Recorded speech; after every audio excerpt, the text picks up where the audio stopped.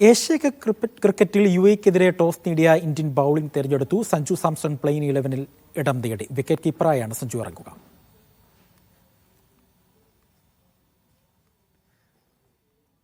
Asia cup ക്രിക്കറ്റിൽ യുഎഇക്കെതിരെ toss നേടിയ Indian bowling തെരഞ്ഞെടുത്തു. സഞ്ജു സാംസൺ പ്ലെയിങ് 11-ൽ ഇടം നേടി. വിക്കറ്റ് കീപ്പറായാണ് സഞ്ജു ഇറങ്ങുക.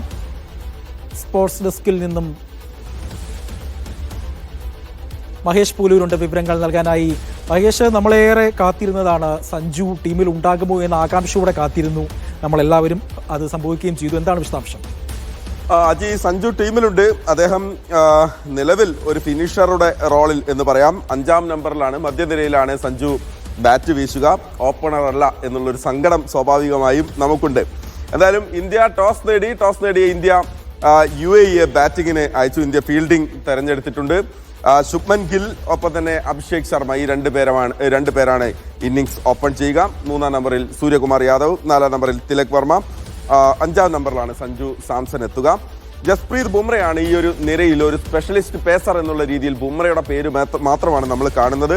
ഹാർദിക് പാണ്ഡ്യയാണ് അദ്ദേഹത്തിനൊപ്പം ന്യൂ ബോളിൽ വരിക.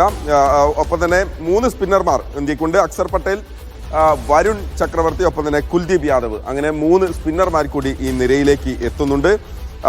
ഇതാണ് ഇന്ത്യയുടെ ഒരു 11 എന്ന് പറയുന്നത്. ശിവം ദൂബെ കൂടിയുണ്ട്. സഞ്ജു സാംസണൊപ്പം ശിവം ദൂബെ കൂടി ഒരു മധ്യനിരയിൽ ഇന്ത്യക്കായി ബാറ്റ് വീശാൻ എത്തും. ഇന്നത്തെ ഈ ഒരു ടോസിന്റെ പ്രത്യേകത എന്ന് പറയുന്നത് കഴിഞ്ഞ 15 മത്സരങ്ങൾക്കിടെ, അതായത് കഴിഞ്ഞ അവസാന 15 T20 മത്സരങ്ങളിൽ ഇന്ത്യക്ക് ടോസ് ലഭിച്ചിട്ടില്ലായിരുന്നു അജി.